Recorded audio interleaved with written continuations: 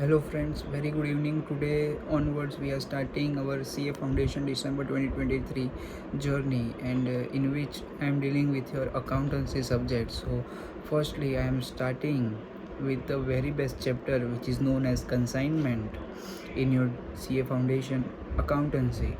It is a very vast chapter first of all, and it contains so many different terminologies as well as very much difficulty levels here also available.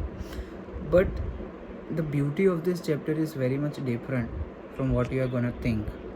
It is a very simple chapter but vast chapter. You have to understand all the concept as soon as possible for doing this kind of particular chapters.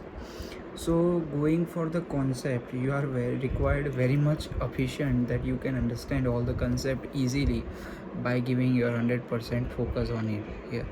Okay, onwards it's a very big time you have to start your studies, because if you are not gonna do this, so you will be facing so many problems as soon, right? So please be very much focused and be impatient to study and start your studies with me. Okay, so let's begin. Okay, consignment accounts. Okay, so first we have to understand the terminology of this chapter. Okay, what do you mean by consign? Okay, to consign means to send. In accounting, the term consignment account relates to accounts dealing with a situation where one person sends goods to another person on basis that the goods will be sold on behalf of and at the risk of the farmer. कुछ पता नहीं चला, मैं समझ रहा हूँ. फिर से हम शुरू करेंगे, बहुत धीरे से हिंदी में अंडरस्टैंडिंग लेते चलेंगे. ठीक है. To consign means to send, यानी कि क्या बोल रहा है कि कंसाइन करना यानी कि भेजना. To consign means to send. In accounting, accounting के अंदर दी टर्म, एक टर्म है कंसाइनमेंट अकाउंट. कंसाइनमेंट अकाउंट नाम की रिलेट्स टू अकाउंट, अकाउंट के अंदर रिलेट भी करती है. डीलिंग विद अ सिचुएशन, एक सिचुएशन को डील करती है. Where one person sends goods to another person, जहाँ पे एक बंदा दूसरे बंदे को गुड्स भेज रहा है, बेच नहीं रहा है. I repeat, he is sending the goods, not he is not selling the goods. बहुत अच्छे से इसको ग्रिप करना है कि भाई he is sending the goods, not selling the goods. फिर से, to consign means to send. In accounting the term consignment accounts relates to accounts dealing with a situation where one person sends goods to another person on basis that, कुछ basis भी रखे हैं, on basis that the goods will be sold on behalf of. Goods है ना वो owner के behalf पे, जो भेज रहा है उसके बिहाफ पे, and eight the risk of the farmer. Farmer यानी कि जो पहले भेज रहा है, पहले भेजने वाले को हम क्या बोलेंगे? ओनर. अभी यहाँ पे ठीक है, ओनर एंड पोजेशन वाला कोई रिलेशनशिप नहीं बैठ रहा है. तो यहाँ पे कैसा रिलेशन बैठ रहा है आपने पहले भी सुना हुआ है, ड्रग्स का कंसाइनमेंट हो सकता है. ठीक है, किसी particular merit good, demerit good, इस प्रकार के गुड्स का कंसाइनमेंट ऐसे हमने बहुत बार सुना रखा है. तो ये बहुत सुना हुआ है, कोई ऐसा डिफ़िकल्ट है नहीं इसको अंडरस्टैंड करना. बट यानी कंसाइनमेंट कहीं कहीं हमने पठान मूवी में ड्रग्स का कंसाइनमेंट, गन्स का कंसाइनमेंट, बेसिकली हमने ये सब वर्ड्स जो है वो सुने रखे हैं. तो हम इससे अपरिचित नहीं हैं, इसको जानते तो हैं. ठीक है, तो हमने ये डेफिनेशन को समझ लिया, चैप्टर के नाम को समझ लिया. अभी चैप्टर का काम को समझेंगे. देखो यहाँ पे कैसे केसेस होते हैं हमारी अकाउंटिंग लाइफ में, रियल में होते हैं.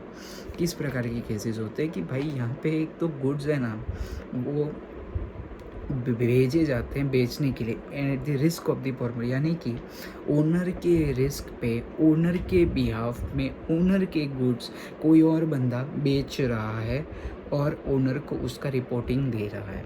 ठीक है, तो ये पर्टिकुलरली इस प्रकार की यहाँ पे बातें हो रखी है. अभी यहाँ पे एक और चीज़ ऐसे समझ में आती है कि सर ये तो हमें समझ में आ गया, तो अभी यहाँ पे हम क्यों पढ़ रहे हैं इसको? देखो अभी यहाँ पे इस प्रकार के केसेस है ना डे टू डे बेसिस पे बहुत सारे होते रहते हैं, ऐसा नहीं है कि नहीं होते हैं. तो बहुत ज़्यादा प्रोबेबिलिटी है कि आपके ये केसेस जो है वो डे टू डे हो जाते हैं. तो अभी इस प्रकार की अकाउंटिंग प्रॉब्लम्स को डील करने के लिए हमारे पास बेस्ट एंड सिंपल सॉल्यूशन हमारे पास यही रहता है कि हम इसका एक प्रॉपर अलग अकाउंटिंग ट्रीटमेंट बना दें, प्रॉपर अलग प्रोसीजर बना दें, जिससे हमारा जो अकाउंटिंग जो चल रहा है, स्टैंडर्ड है, उसको फॉलो करते रहे और इस प्रकार की प्रॉब्लम्स और इस प्रकार के ट्रांजैक्शंस को हम अच्छे से रिकॉर्ड कर पाए, इसलिए हमारे सी फाउंडेशन में ये चैप्टर को डाला रखा है। अभी यहाँ पे हम बात करेंगे मेरी बुक में से कि जहाँ पे मैंने बहुत अच्छी अच्छी चीज़ें, स्टेप्स, बहुत इंपॉर्टेंट चीज़ें लिखी हुई है जो आप देख देख के पढ़ के अच्छे से समझ सकते हैं। तो अभी मैं आपको मेरी बुक शेयर करूँगा, डायरेक्टली मेरी बुक का स्क्रीन शेयर हो जाए। Thank you. मेजरली हमने सबसे पहले तो हमने यहाँ पे डेफिनेशन जो है वो मैंने डिस्क्राइब कर रखी है, हम फिर से भी देख सकते हैं। To consign means to send in accounting the term consignment account relates to accounts dealing with a situation where one person sends goods to another person on the basis that the good will be sold on behalf of at the risk of the former. तो ये मैंने definitions जो है वो मैंने लिखी रखी है, ठीक है। मैंने फिर बात करी ओनर की, बात करी मैंने प्रिंसिपल की, क्या बात करी थी, party which sends the goods is called consignor. यहाँ पे अभी चैप्टर का नाम क्या है, कंसाइनमेंट है ना, तो अभी इसके बेसिस पे मुझे यहाँ पे ये भी तो समझना पड़ेगा ना कि भाई the party which sends the good is called as consignor. Consignor शब्द कहाँ से आया, ओनर, ओनर, समझ रहे हो क्या अच्छे से। The party which sends the good is called as consignor, the party to whom goods are sent is called as consignee, the party to whom goods are sent is called as consignee। चलिए फिर क्या बोला है, the relationship between the consignor and consignee is that of a principal and an agent. ये principal कहाँ से आया, तो ये प्रिंसिपल यहाँ से आ रखा हुआ है, ठीक है। फिर से देख लेंगे, तो रिलेशनशिप यानी कि ये इम्पॉर्टेंट चीज़ है बिकॉज ये एमसीक्यू में और ट्रू और फॉल्स में ये पूछा जाता है कि the relationship between consignor and consignee is that of a principal and an agent. अभी प्रिंसिपल एंड एजेंट कैसे होगा, कंसाइनी जो है वो ओनर नहीं बन पाता क्योंकि गुड्स वो खरीदता ही नहीं है, वो सिर्फ बेचने का काम करता है। अभी बेचता है तो उसको कुछ तो चाहिए रहेगा बदले में रेम्यूनरेशन के तौर पे। For his work the consignee receives a commission calculated on gross sales. Okay, the ownership of the goods remains with the consignor. ये एक अलग टॉपिक हो गया और ये एक अलग टॉपिक हो गया। क्या बोला, for his work the consignee receives a commission, commission मिलेगा कंसाइनी को, कैलकुलेटेड ऑन ग्रॉस सेल। कहाँ किस पे मिलेगा, ग्रॉस सेल जो हमने कर रखी होगी उसके ऊपर उसको जो है वो मिलेगा कमीशन। अभी कमीशन के यहाँ पे 3 प्रकारों के हैं, ठीक है। एक होता है जनरल कमीशन जिसको हम ऑर्डिनरी कमीशन भी बोल सकते हैं, दूसरा होता है डेल क्रेडर कमीशन एंड तीसरा होता है हमारा ओवरराइडिंग कमीशन। अभी डेल क्रेडर अभी सर जनरल कमीशन तो समझता है कि भाई सर जितना सेल किया होगा उसके ऊपर कुछ ना कुछ कमीशन मिलेगा, उसको जनरल कमीशन बोलेंगे। बट डेल क्रेडर कमीशन क्या होता है इसको थोड़ा और अच्छे से समझो, तो लेट्स बिगिन। तो अभी डेल क्रेडर कमीशन को समझते हैं। डेल क्रेडर कमीशन जो है वो जनरल कमीशन के ऊपर दिया जाता है, यानी उससे भी बढ़ के डेल क्रेडर कमीशन जो है वो दिया जाता है। If consignee gets del commission credere commission he is entitled for any bad debt that may arise. फिर से, if consignee gets del credere commission he is entitled for any bad debt that may arise. बहुत अच्छी बात बोल दी, क्या बोल दी, अगर consignee को हम डेल क्रेडर कमीशन दे रहे हैं तो वो जो है वो पूरा का पूरा उसका जिम्मेदारी बन जाता है कि अगर मेरे अकाउंटिंग में कोई बैड डेट्स हो रही है तो उसकी रिस्पॉन्सिबिलिटी अभी कंसाइनी लेगा। Consignor is not responsible for any bad debt if he gets to pay to his consignee the commission called del credere commission. Okay, ये तो बात हो गई। अभी और आगे चलते हैं, तो यहाँ पे क्या बोला है देखिए। अभी क्या होता है कि दोनों पार्टीज़ में, ठीक है, बायर एंड सेलर जैसी फीलिंग तो नहीं है, ये तो हमें समझता है, ठीक है।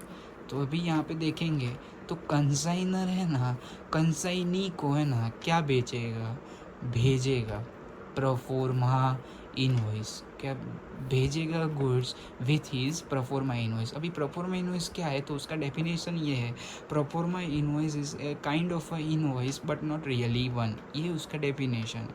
क्या है, proforma invoice is just like an invoice but it's not really one, ठीक है। तो यहाँ पे ठीक है डिटेल्स होती है, परफॉर्मेंस मैनेजमेंट डिटेल्स होती है regarding particulars of goods and goods जो हमने भेजा उसके रिगार्डिंग इसके अंदर जो है वो डिटेलिंग्स हो रखी होती है। अभी देखिए कंसाइनी जो है ना वो ईयर के एंड में कंसाइनर को है ना एक उसका कच्चा चिट्ठा हम बोलते हैं उसको, वो देता है अकाउंट सेल के नाम पे। अभी अकाउंट सेल्स के अंदर क्या चीज़ें होती है, एक होता है expenses of consignor, sales by consign, expenses of consignee, sales by consignee, commission earned by consignee वगैरह जितनी बातें वहाँ पे हो ही रखी होती है। सर अभी ये तो सर हमने बेसिक सारी चीज़ें जो है वो हमने ये समझ ली। अभी हम बात करेंगे जर्नल एंट्रीज की, बिकॉज यहाँ पे this chapter is full about accounting treatments, तो हमें जर्नल एंट्रीज भी हमें पढ़नी चाहिए जिससे हमारी अंडरस्टैंडिंग जो है वो और अच्छी हो जाए। अभी जर्नल एंट्रीज, तो जर्नल एंट्रीज है ना 2 पार्टीज़ के बुक के अंदर होती है, ठीक है। एक होता है in the books of consignor, एक होता है in the books of consignee, ठीक है। यहाँ पे ये हमें जर्नल एंट्रीज समझने से पहले हमें ये भी समझना होता है। देखो मैं एग्जांपल के तौर पे समझाता हूँ कि ये इस प्रकार की अकाउंटिंग ट्रांजैक्शंस क्यों होते हैं, why this kind of accounting transactions. देखो एग्जाम्पल के तौर पे मैं आज यहाँ पे अहमदाबाद में बैठा हूँ, ठीक है। ऐसे मैं ना ऐसे पेन का बिज़नेस करता हूँ, जैसे इस पेन की कीमत है ऐसे 20 रुपया एग्ज़ाम्पल के तौर पे, ठीक है। मेरे को यहाँ पे अहमदाबाद में इस पेन को बेचना है 25 रुपये में। तो यहाँ पे मैंने अहमदाबाद में इसको बेचना शुरू किया, ये पेन भी बिकना शुरू हो गई, मेरी अच्छी खासी पेन की बिक्री हो रही थी। अभी मेरे मन में लालच जागा, मुझे क्या करना था कि मुझे है ना और मेरा बिज़नेस को एक्सपांड करना था, मुझे जाना था बॉम्बे, ठीक है। मैंने को पहले सूरत चलते हैं, तो मेरे को जाना था सूरत। मैं सूरत में गया, मैंने वहाँ पे भी मेरा पेन का बिज़नेस किया और अच्छे से वो भी चल पड़ा। वहाँ पे मैं ऐसे अहमदाबाद और सूरत में ऑक्यूपाई हो गया मेरे पेन के बिज़नेस में। मेरा पूरा वीक चला जाता था, 3 दिन यहाँ पे 3 दिन वहाँ पे और 1 दिन का छुट्टी, इस तरह से जो है वो अच्छे से चल रहा था। बट एक दिन मेरे को और थोड़ी लालच जागी, ठीक है। मैं नन्ही सी जान, मेरे को है ना बहुत ज़्यादा तालावेली हुई कि मैं भाई एक काम करते हैं, हम चलते हैं, अपन चलते हैं बॉम्बे। कहाँ पे चलेंगे? बॉम्बे में। बॉम्बे में बिज़नेस करेंगे भाई, अच्छे से अपना सिस्टम बिठाएंगे बॉम्बे में। बट मैं नन्ही सी जान, बॉम्बे की बातों से थान जान। बॉम्बे में मुझे कुछ पता नहीं कहाँ पे बेचना है, क्या करना है, कैसे करना है। मैं लैंग्वेज से भी बहुत परेशान। तो मैं क्या करता हूँ कि मैं Bombay is not cup of T of mine, ठीक है। Bombay is not cup of T for me. तो मैं क्या करता हूँ, मैं एक अपने एजेंट को हायर करता हूँ कि भाई मेरी बात सुन, तो एक काम कर, मेरे बिहाफ पे तो गुड्स को भेज, मैं तेरे को भेजूँगा, तो मेरे बिहाफ पे उसको बेचना, मेरे रिस्क पे भेजना मेरी पेन्स को, ठीक है। मेरी पेन्स को तू मेरे रिस्क पे बेचना और जो भी कुछ मिले ना उसमें से तेरे को थोड़ा बहुत कमीशन मैं दे दूँगा। तो ये एक ऐसी ही कहानी होती है कंसाइनमेंट की, ठीक है। और कुछ होता नहीं है। तो अभी चलिए वापस चलते हैं जर्नल एंट्रीज़ में। आई होप कि आपको थोड़ा बहुत जो इंट्रोडक्शन है वो समझ में आया होगा इस चैप्टर के रिगार्डिंग। एंट्रीज जो है वो बेसिकली 2 पार्टीज़ के बीच में हो सकती है, ठीक है। कंसाइनर के बुक में भी हो सकती है और कंसाइनी के बुक में भी हो सकती है। अभी हम यहाँ पे डिस्कस कर रहे हैं कंसाइनर के बुक के अंदर। तो entry for sending goods on consignment, ठीक है। तो सबसे पहले तो हमें ये भी सोचना है कि भाई अगर मैं गुड्स को भेज रहा हूँ, बेच नहीं रहा हूँ कंसाइनी को, तो मैं एंट्री कैसे लगाऊंगा? Consignment account, debit to goods send on consignment account. अभी कंसाइनमेंट अकाउंट क्या है सर, ये भी समझो, ये कुछ नया आया। तो consignment account is nothing just like N trading plus profit and loss account वाला फील। यही आपको समझना है कि ये ट्रेडिंग अकाउंट और P&L अकाउंट का मिक्सचर है कंसाइनमेंट अकाउंट। तो अभी इसको आप अगर जर्नल एंट्रीज के तौर पे समझेंगे, अगर 11th-12th में हमने जर्नल एंट्रीज करके रखी है, तो आपको पता हो जाएगा कि भाई अगर मैं कुछ गुड्स भेज रहा हूँ तो entry would B consignment account, debit goods Saint on consignment account. ये पूरा नया है और कुछ है नहीं खास, ठीक है। इसको सिर्फ रखना है कि भाई ये ऐसे होती है एंट्री, ठीक है। सेकेंड एंट्री क्या होता है? Entry for expense incurred by consignor. Consignor ने थोड़े बहुत खर्चे किए, खर्चे यानी खर्च हो जाएगा, यानी कि हमारे पास से कैश जाएगा। अभी कैश जा रहा है तो कैश क्रेडिट हो जाएगा ना, तो consignment account debit to cash और बैंक अकाउंट हो जाएगा। यानी कि कंसाइनमेंट अकाउंट यानी कि हमारे एक्सपेंसेस हुए हैं, तो एक्सपेंसेस जो है वो हमारे P&L अकाउंट में डेबिट होते हैं। P&L अकाउंट के जैसा ही तो कौन सा है? Consignment account.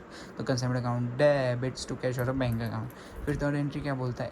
Entry for expenses incurred by consignee. अभी कंसाइनी थोड़ा बहुत खर्चा करता है, तो अभी कंसाइनी करता है मेरे बिहाफ पे करता है, तो मेरे देने का फ़र्ज भी तो बनता है, तो मैं उसको पैसे दूंगा। कैसे दूंगा? तो कैसे, तो मेरे लिए एक्सपेंस है तो मेरा कंसाइनमेंट अकाउंट डेबिट हो जाएगा टू कंसाइनी अकाउंट। क्यों? क्योंकि मेरे को कंसाइनी को देना है। अभी entry for advance given by consignee, उसका एंट्री कैसे लगेगा? कैश, बैंक और BR account debit to consignee account. कैसे? Advance given by consignee to consignor, यानी मैं हूँ कौन? मैं हूँ कंसाइनर। तो मेरे को अगर मेरा कंसाइनी थोड़ा बहुत एडवांस देगा, यानी कि वो कैश के तौर पे दे सकता है, बैंक के तौर पे दे सकता है, या तो फिर बीआर के तौर पे दे सकता है। यानी कि entry would be cash account, bank account, BR account debit. कौन दे रहा है? कौन दे रहा है? कंसाइनी दे रहा है टू कंसाइनी अकाउंट। फिर क्या होता है? Entry for sales. अगर मैं, मेरा कंसाइनी थोड़ी बहुत सेल कर रहा है, ठीक है, सेल कौन कर रहा है? कंसाइनी कर रहा है। बट और कंसाइनमेंट अकाउंट में हम इसको नोट करेंगे। देखो, सेल्स के लिए क्रेडिट एंट्री होती है, ये हमें पता है कहाँ पे? ट्रेडिंग अकाउंट में, ठीक है। तो ट्रेडिंग अकाउंट क्रेडिट होता है, तो ट्रेडिंग अकाउंट के जैसा ही तो क्या है? कंसाइनमेंट अकाउंट है ना, तो टू करंट है, कंसाइनमेंट अकाउंट हो गया। बट हमारे बिहाफ पे सेल कर कौन रहा है? कंसाइनी कर रहा है, तो consignee account debit to consignment account. फिर क्या बोला है? Entry for commission. अगर कमीशन के बारे में एंट्री लगाएंगे तो क्या लगेगी? Consignment account debit to consignee account. क्यों? क्योंकि कमीशन मेरे लिए तो एक्सपेंस है और कंसाइनी को देना है। यहाँ पे किया है, यहाँ पे देना है, इसीलिए। ठीक है, 7 नंबर की तरफ चलते हुए, entry for collection from debtors. Okay, हमारे डेटर्स से कलेक्शन करने जाएगा कौन? कंसाइनी जाएगा ना, तो हमारी रिस्पॉन्सिबिलिटी नहीं बनती है, ठीक है, हमारी रिस्पॉन्सिबिलिटी नहीं बनती। There should be no entry for this from entry for collection from debtors. then after entry for bad dates. okay, bad dates के अंदर 2 केसेस है, दोनों बहुत इंपॉर्टेंट केसेस है, बहुत इंपॉर्टेंट है। जैसे वो रिलेशनशिप था प्रिंसिपल एंड एजेंट का, वैसे ये भी इंपॉर्टेंट है। In presence of deal credit commission, अगर हम डील क्रेडिट कमीशन दे रहे हैं तो there should be no entry. और अगर हम डील क्रेडिट कमीशन नहीं दे रहे तो हमने आगे जैसे थियरी सेक्शन में पढ़ा हुआ है उस प्रकार से हम दे देंगे कंसाइनी को उसका रिबेट। कंसाइनमेंट अकाउंट डेबिट क्योंकि हमारा एक्सपेंस है, to consignee account entry for closing stock. फिर हम क्या करेंगे? क्लोजिंग स्टॉक की एंट्री लगाएंगे। कैसे? Consignment stock account debit to consignment account. क्यों क्यों क्यों? कंसाइनमेंट अकाउंट जैसा ही तो क्या है? ट्रेडिंग अकाउंट है। देखिए, कंसाइनमेंट अकाउंट यानी कि एक प्रकार का ट्रेडिंग अकाउंट। ट्रेडिंग अकाउंट में क्लोजिंग स्टॉक कहाँ पे होता है? क्रेडिट साइड पे। तो ट्यू कंसाइनमेंट तो समझ में आ गया, बट यहाँ पे स्टॉक, क्लोजिंग स्टॉक लिखो, कंसाइनमेंट स्टॉक लिखो, सब बात तो एक ही है। बट ये चैप्टर कंसाइनमेंट का है तो यहाँ पे पर्टिकुलर स्टॉक लिखेंगे तो consignment stock account debit to consignment account हो जाएगा। ठीक है, अभी बाकी की जर्नल एंट्रीज हमें याद रखने की अभी ज़रूरत नहीं है, तो मैंने इसका शॉर्टकट बनाया हुआ है कि कंसाइनमेंट अकाउंट को हम बंद करके जनरल पीएनएल में ले जाएंगे, कंसाइनी का अकाउंट बंद करके बैंक अकाउंट में ले जाएंगे, goods and on consignment account जो है वो बंद करके हम ट्रेडिंग अकाउंट में ले जाएंगे। तो ये हो गए कंसाइनर के बुक के अंदर हमारी जर्नल एंट्रीज। अभी हम इसके रिगार्डिंग 2 सम्स करेंगे और उसका आंसर देंगे। जेके मॉड्यूल का क्वेश्चंस का स्क्रीनशॉट ले सकते हैं और हम अभी शुरू कर रहे हैं। आप यहाँ से स्क्रीनशॉट लेके आप अपने क्वेश्चंस को किसी और डिवाइसेस में देख सकते हैं और हम शुरू कर सकते हैं यहाँ पे क्वेश्चन के सम की ओर। और तो सबसे पहले क्वेश्चन में हम पढ़ते हैं तो हमें देखने को मिलता है यहाँ पे 2 पार्टीज़ है। एक है Garib of Gujarat sent on consignment to Dilwar of Delhi 100 steel cupboards costing 250 rupees each. ठीक है, तो यहाँ पे इस लाइन को पढ़ते ही हमें पता चलता है कि भाई गरीब है, उसने डिलीवर को गुड्स भेजा है, यानी गरीब हो गया हमारा कंसाइनर और डिलीवर हो गया हमारा कंसाइनी। गरीब ने 100 स्टील के कबर्ड्स, अभी आप मेरे कैलसी पे आ जाएंगे, 100 स्टील के कबर्ड्स ₹250 ईच की तरह दिए रखे, यानी 25,000 का जो माल है वो उसने भेजा है डिलीवर को बेचने के तौर पे। तो हम एंट्री क्या लगाएंगे कि consignment account debit to goods and on consignment account, बस। तो उसी के तरह मैंने यहाँ पे ये एंट्री लगाई हुआ है कंसाइनमेंट अकाउंट डेबिट साइड, यानी consignment account debit to goods and on consignment account. समझ रहा है? तो तो यहाँ पे हम लिखेंगे 25,000, यहाँ पे लिख देंगे हम 25,000। आगे पढ़ेंगे, क्या बोला है, Dilwar is to be allowed a commission on 10% on sales. Okay, Dilwar को 10% कमीशन देना है, बट वो कुछ बेचेगा तभी कमीशन दे पाएंगे, अदरवाइज़ हम नहीं दे पाएंगे। Garib has paid ₹1,000 as railway phrase.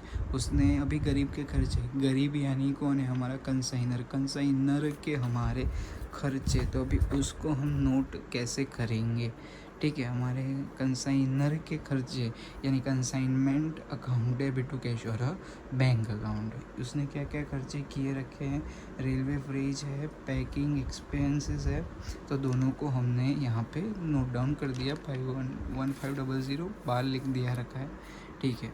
फिर अभी हमें क्या बोल के रखा हुआ है, okay, Dilwar received delivery of all cupboards and paid ₹600 as unloading charges. अभी दिलवर के खर्चे, दिलवर हमारा कौन है, दिलवर दिल वाला नहीं है भाई, हमारे लिए दिलवर जो है वो है हमारा कंसाइनी। तो कंसाइनी का खर्चे के लिए मेरी एंट्री क्या होगी, consignment account debit to consignee account, यानी कि consignment account debit to consignor account. समझ गया? तो चलो फिर आगे देखते हैं। ही सोल्ड 80 कपबर्ड्स, यानी किसने सोल्ड किया, दिलवर ने। चलिए आ जाइए कैलसी पे, उसने 80 कपबर्ड्स जो है वो सोल्ड किया ₹450 ईच के हिसाब से, यानी कि उसने 36,000 की सेल्स करी। लेकिन इतना ही नहीं, उसने और क्या किया है, उसने किया है 10 कपबर्ड्स की सेल ₹350 ईच के तौर पे, यानी कि टोटल 90 कपबर्ड्स बेचे हैं। अभी MRC करूँगा तो टोटल उसकी सेल्स हो जाएंगी 39,500। तभी एंट्री फॉर सेल्स क्या था, consignee account debit to consignment account. Consignment account में क्रेडिट साइड पे बाय दिलवर अकाउंट 39,500 हो गया, ठीक है। फिर क्या बोला है, अभी सबसे पहले सेल्स के बाद तुरंत हमें उसको कमीशन दे देना पड़ेगा। तो कमीशन के लिए मैंने एंट्री क्या लगाई है, consignment account debit to consignee account 39,500 के 10% दिख रहा है। चलिए देन आफ्टर क्या बोला ये, ओके, बैलेंसिंग जो था वो उसका पेड हो चुका है। You are required to prepare ledger account, तो हमने इतना बना दिया है। फिर अभी हम क्या करेंगे, अभी हम कंसाइनमेंट स्टॉक को गिनेंगे। तो उसके लिए मेरी वर्ल्ड फेमस वर्किंग नोट रहेगी, जहाँ पे कैलकुलेशन ऑफ क्लोजिंग स्टॉक लिखेंगे। तो वहाँ पे एक होता है कॉलम पर्टिकुलर्स का, एक होता है यूनिट का और एक होता है अमाउंट का। अभी cost of goods Saint on consignment, तो हमने 100 यूनिट्स भेजे थे, ओके, उसमें से बिके कितने, 80 कुछ अलग भाव में बिके और 10 कुछ अलग भाव में, इसलिए इसको डिफ्रेंशिएट करके 90 लिख दिया। और अनसोल्ड गुड्स हमारे हो गए 10। अभी उसके अंदर उसका जो कॉस्ट प्राइस है वो कितना है, ₹250, जो कि यहाँ पे दिया रखा है, तो उतना ही मैंने रखा है। तो यहाँ पे 2500 आ जाएगा, plus proportionate expense of consignor. अभी कंसाइनर का थोड़ा बहुत खर्चा रहा होगा, तो उसको मैंने कैसे लिखा हुआ है कि भाई 100 कपबर्ड्स पे, 100 स्टील कपबर्ड्स पे उसका खर्चा 1500। अभी सर बोलेंगे 1500 कहाँ पे, तो ये दिख रहा है 1500, तो मैंने वो यही 1500 यहाँ पे लिखा है। तो अभी 10 पे कितना भराया गया, तो इसको कैसे गिनेंगे, 10 × 1500 divided by 100, therefore it comes up as ₹150। Then after क्या बोला, non recurring proportionate expenses of consignee 100 cupboards पे ₹600। कैसे, ये ₹600 unloading charges, clearing charges, carriage inward जो होते हैं वो नॉन रिकरिंग होते हैं, यानी कि ये पर्टिकुलर कंसाइनमेंट के लिए उसने खर्चा किया रखा है। तो 10 पे कितना, तो फिर से वही कैलकुलेशन करेंगे, 10 × 600 divide by 100, therefore it comes up as 60। तो यहाँ पे इसका टोटल करेंगे 2500 प्लस 60 प्लस 150, therefore 2710। अभी कंसाइनमेंट स्टॉक को कैसे नोट डाउन करेंगे, तो क्लोजिंग स्टॉक का एंट्री क्या था, consignment stock account debit to consignment account, यानी कंसाइनमेंट अकाउंट में क्रेडिट साइड पे कंसाइनमेंट स्टॉक अकाउंट 2710। इसको बंद करेंगे तो यहाँ पे हमें नेट प्रॉफिट दिखेगा 10,960।